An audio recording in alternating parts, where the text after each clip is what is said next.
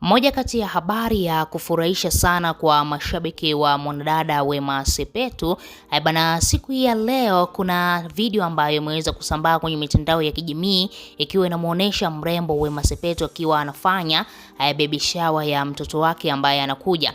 Na moja kati ya vitu ambavyo Wema Sepetu kwa sasa hivi amefanikiwa kwa asilimia kubwa sana ni kuendelea kufanya siri hili jambo lake la ujauzito, na ndio maana baby shower yake ameweza kuifanya lakini haja posti katika peji yake yote ya mitandao ya kijamii. Lakini hii video tumeweza kuona Wema Jesse ameweza kuiposti katika akaunti yake ya Instagram, na nitakwenda kukuonesha hapa hii video ikiwa inamuonesha Wema Sepetu akiwa na furaha sana, akiwa anafurahia pamoja na marafiki zake, lakini hajataka rafiki yake hata mmoja aweze kuposti hii video. Hatujajua peji za udaku zimepata vipi hii video ikiwa inamuonesha Wema akifanya baby shower ya mtoto wake, lakini ukweli ni kwamba Wema Sepetu anafurahia sana ujauzito wake. Na ukiangalia hapo hiyo video kwa makini, unaweza kuona jinsi ambavyo ujauzito wa Wema Sepetu ni kama vile ukikadiria miezi 8 tayari imeshafika, na tunasema hivi, tunamwombea Wema Sepetu heri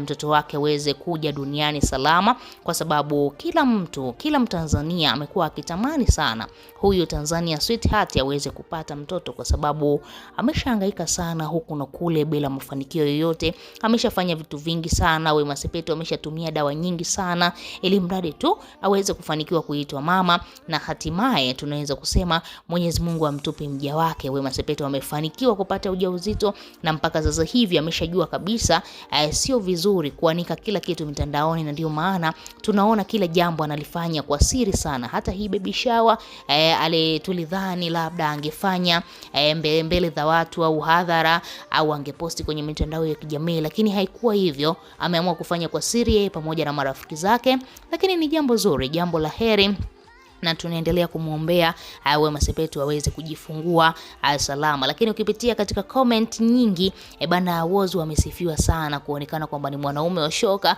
kuonekana ni mwanaume ambaye amempambania Wema, amepambana naye hivi na hivi. Wanaume wengi walishawahi kuwa na Wema hapo nyuma, baada ya kuona lile tatizo la Wema Sepetu anabeba ujauzito unatoka, wanaume wengi wakawa wamemwacha Wema Sepetu. Lakini Whozu tunaweza kusema ni mwanaume wa shoka, amekaa kipindi chote na Wema Sepetu, walishajaribu mara kwa mara, wameshafanya hivyo, wameshafanya vile, wakaona haijafanikiwa, wanatafuta njia nyingine, mpaka sasa hivi wamefanikiwa. Tunaweza kusema Whozu ni mwanaume wa shoka na amepambana kweli kweli, ili mradi tu kuhakikisha Wema anaitwa mama mwaka huu 2026.